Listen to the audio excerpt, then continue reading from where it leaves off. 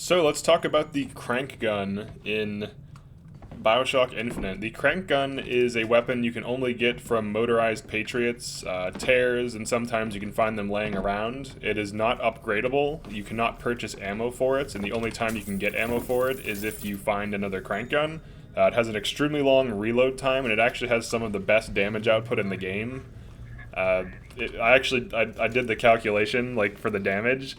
The maximum amount of damage this can deal per second is 3,250, and that's not including headshots. So if you're getting crits, this thing can deal, like, probably, like, 14, or not 14, like, 4,500 damage a second, but it chews through ammo, and obviously you can't replenish its ammo or upgrade it, so, like, those are some big downsides.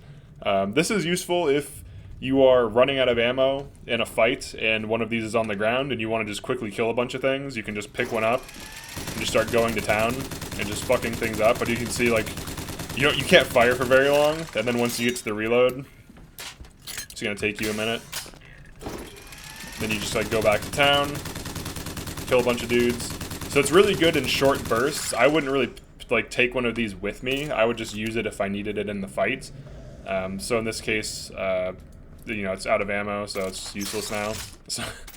But it's extremely powerful, and it can be useful in, like, extended firefights, and if you can get your hands on one, it could be worth it to drop your actual weapon, like one of your primary weapons you're running, to pick it up, to kill a bunch of enemies, to conserve ammo and resources for your actual weapons. So it is useful, and it does have a use case. It also isn't a bad idea to pick up enemy weapons sometimes. So, like, let's say that there's, like, an SMG on the ground and you do not run SMG and you're, like, you want to conserve ammo, or you're running low on ammo, you can just pick up an SMG, start, burn through the ammo, kill a few enemies, and then switch back to the actual weapon you're using. That's definitely a strategy that I highly recommend, because as you're going through the game, you cannot sell ammo, so you're just accumulating ammo for guns you're not using.